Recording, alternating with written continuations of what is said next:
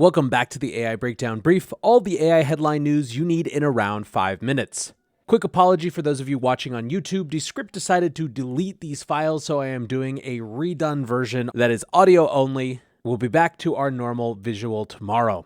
Today we are talking deepfakes, Congress learning about AI, Morgan Stanley warning of a bubble, and a big Dungeons & Dragons dust-up. We kick off with a new study from University College London that argues basically that deepfakes are getting too good for people to realize. The TLDR is that using a text-to-speech program, the researchers from UCL created 50 deepfake speech samples in both English and Mandarin. Those samples were then played for over 500 study participants, and in around 27% of the cases, the listeners thought that the speech was not from AI, but was in fact real. Techniques the researchers used to potentially increase the recognition of those samples didn't really make a big difference, nor did listening to the clip several times or listening to shorter clips.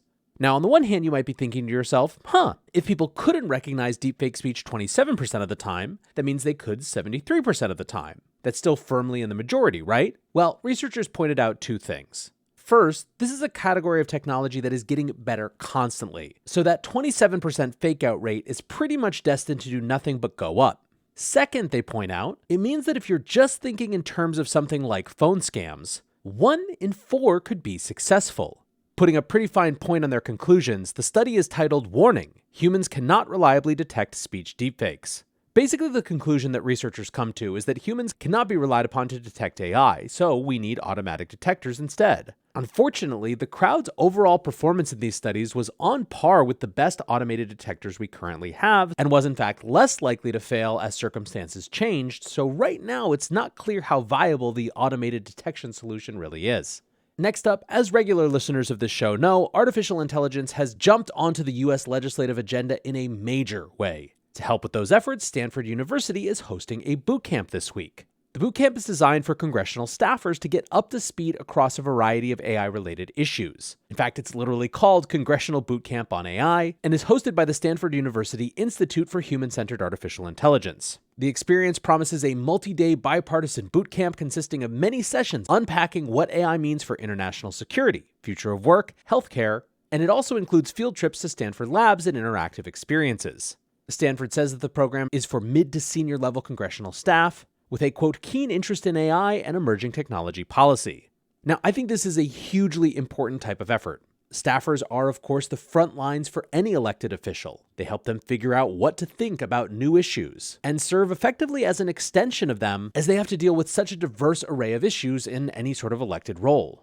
Giving those staffers resources then to get up to speed as much as possible and as quickly as possible, especially around something as fast-moving as AI, seems really valuable. In fact, the need for AI education is so paramount right now in Congress that Senate Majority Leader Chuck Schumer is also planning a crash course for senators this fall.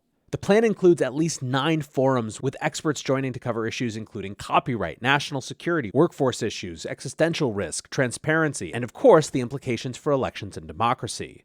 So here's hoping that all these educational resources help our elected officials be in a better position to actually regulate what is a very dynamic and fast-moving space. Now, moving over to the market side of the house, we have talked endlessly about how important artificial intelligence has been as a theme to public markets this year. Never was this more notable during the debt ceiling debates when even the impending default of the US government on its debt, which would have been a first, couldn't break the market's enthusiasm for AI stocks.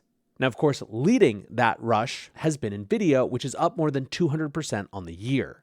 And of course, anytime you see a major stock go up that much in such a short period of time, you're going to have people start to ask if there's a bubble forming. According to a new note from Morgan Stanley, if we are using NVIDIA as the proxy, then the answer may be yes. Morgan Stanley analysts point to a historic precedent in making their argument. They note that bubbles tend to rally a median 154% in the 3 years pre-peak. And given that NVIDIA is up over 200% this year, that might mean that this stock surge is in its later innings. Now, one counterweight to that is that not all AI stocks are up that much. One broader AI benchmark, the MCSI USA Robotics and AI Select Net USD Index, is up a kick butt but not yet bubbly 47%.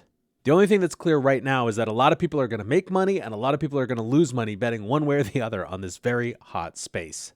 Lastly today, some interesting intrigue from the world of Dungeons & Dragons. And actually, this is the second time in the last couple of weeks that AI and D&D have been uttered in the same breath. The first time came in a recent partnership announcement where Hasbro, which is the company that owns Wizards of the Coast, which is the company that owns Dungeons & Dragons, talked about how a new partnership would allow them to put AI-driven game mechanics into their properties, including D&D. Their SVP of Gaming, Adam Beal, said that AI could help them create dynamic experiences that can instantly react to player decisions. Now, if there was a little bit of grumbling from the D&D community around that one, the last couple days have seen a much bigger uproar. The issue surrounds art for a new D&D book called Bigby Presents Glory of the Giants.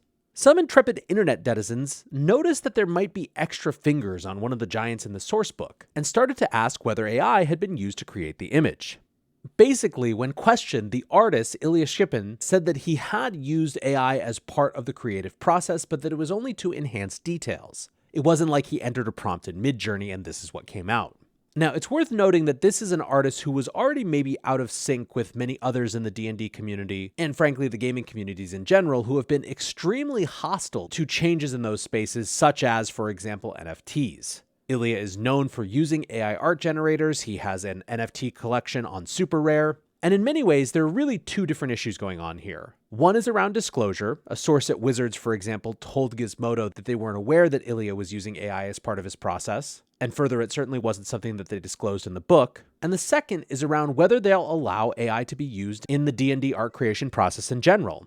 They ended up issuing a statement. Today, we became aware that an artist used AI to create artwork for the upcoming book, Bigby Presents Glory of the Giant. We've worked with this artist since 2014, and he's put years of work into books we all love. We weren't aware of the artist's choice to use AI in the creation process for these commission pieces, and we have discussed it with him. He will not use AI for Wizards work moving forward. We're revising our process and updating our artist guidelines to make clear that artists must refrain from using AI art generation as part of their creation process for developing D&D art. Now, this is obviously a very heated topic that gets not just at Dungeons & Dragons, but is about how AI is impacting art in general. The comments on this one are all over the board. Some are the standard rage at corporations, some are actually questioning where the lines are. Sergio Alonso writes, "We all use AI when doing art, already smoothing, brush color correction, even upscaling, downscaling. All use some kind of AI technology. What's your definition of AI art?" Others, however, think that this is inevitably a battle that AI will not lose. Pixie.eth writes, "You'll change your mind in about 1 year." Anyways, that's going to do it for today's AI Breakdown Brief. If you're interested in talking about Dungeons & Dragons and AI art, come join us on the AI Breakdown Discord. You can find it at bit.ly/AI Breakdown, and I would love to see you there. Thanks as always for listening or watching, and I'll be back soon with the main AI Breakdown.